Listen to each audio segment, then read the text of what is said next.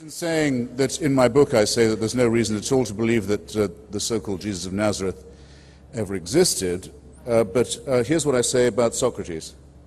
The original collision between our reasoning faculties and any form of organized faith, this is my book, though it must have occurred before in the minds of many, is probably exemplified in the trial of Socrates in 399 BC. It does not matter at all to me that we have no absolute certainty that Socrates even existed. The records of his life and his words are second-hand, almost but not quite as much as are the books of the Jewish and Christian Bible and the hadiths of Islam. Philosophy, however, has no need of such demonstrations because it does not deal in revealed wisdom. Now, as it happens, we do have some very good descriptions of the life of Socrates that make his existence to me plausible, but it doesn't matter to me at all whether he was real or not. What matters is that someone advanced his method of reasoning, his testing of evidence against experience, his commitment to a certain kind of dialectical honesty, and that if it hadn't been him, it would have been someone else. So that's what's precious to me. And that he never said, you've got to believe in everything I say, or go to hell or heaven. Because, and here's why you've got to agree with me, because my mother never went to bed with anybody. And that proves the truth of what I say. Or by the way, I must have looked very dead when they took me down from the cross, but I didn't die. And that proves my point. I'm willing to grant it all. I'm willing to grant the Immaculate Conception first, then the virgin birth, then the resurrection, and the Annunciation and the Assumption. I'm willing to grant all of it. It doesn't prove the truth of the proposition that you should take no thought for the morrow. The central doctrine of Jesus of Nazareth, take no thought for the morrow. No investment, no thrift, no care for your children, that you should abandon your family, not worry about construction, about investment, about anything. Just follow me.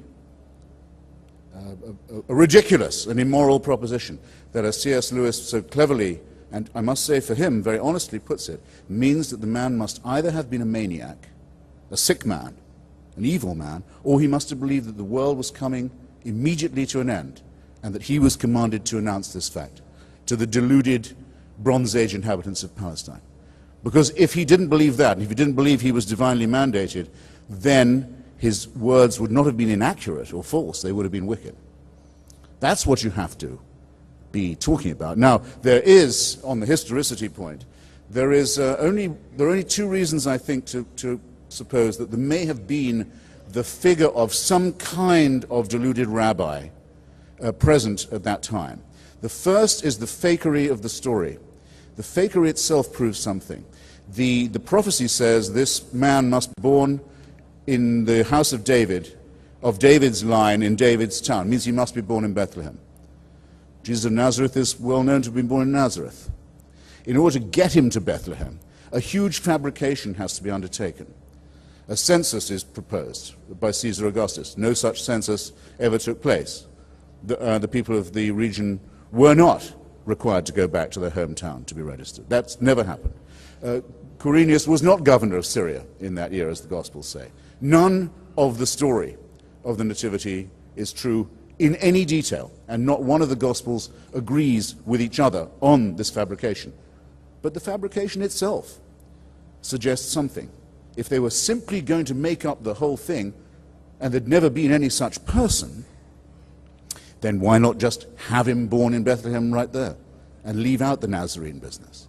So the very falsity of it, the very fanatical attempt to make it come right, suggests that yes, there may have been a charismatic, deluded individual wandering around at that time. But which is most impressive to you? The fantastic fabrications, the unbelievably inane and inarticulate preachments, or the inconsistencies in the story? You could mention another thing about the resurrection. Most of the witnesses to this are women, illiterate, stupid, deluded, hysterical females, of the kind who in a Jewish court at that time would have had about as much chance of being listened to as they would in an Islamic court today. What religion that wants its fabrication to be believed is going to say, you've got to believe it, because we have some illiterate, hysterical girls who said they saw this? No, it's impressive to me.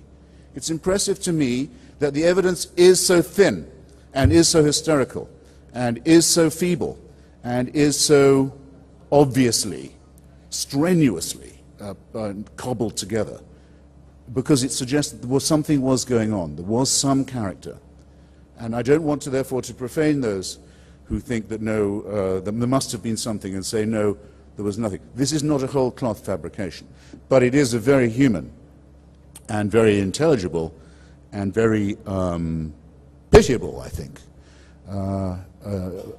practice of fraud that may have worked on stupefied peasants in the Greater Jerusalem area, but should really have no power to influence anyone in this room, whereas the noble methods and words and systems by which Socrates reasoned will continue to illuminate our path for as long as we care about the only real gift we have, which is our independent intelligence. Now, I think that'll do for now, but if you want to ask me, yes, I've run out of time, but if you would care just to look at the chapter I've written about the discovery, the concession now, by every Israeli archaeologist, by the whole school now of Israeli archaeology, that the entire story of the Exodus, the captivity, the wandering, the conquest of Canaan, and the rest of it, is also a complete fabrication.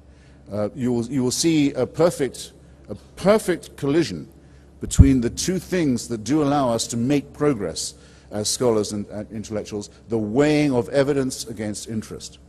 And that the great school of Jewish archaeology, given every motive to find the contrary, giving every motive and every chance in the Sinai and in the region to dig up and find what David Ben-Gurion, at the founding of the state, called the title deeds of Zionism, to come back empty-handed and say, we admit it, this story has no basis of any kind whatever, is I submit to you, something far more noble, far more worthwhile, far more honest, far more courageous, far more moral, and far more Socratic than any of the nonsense that Dinesh just tried to pass off on you. Thanks.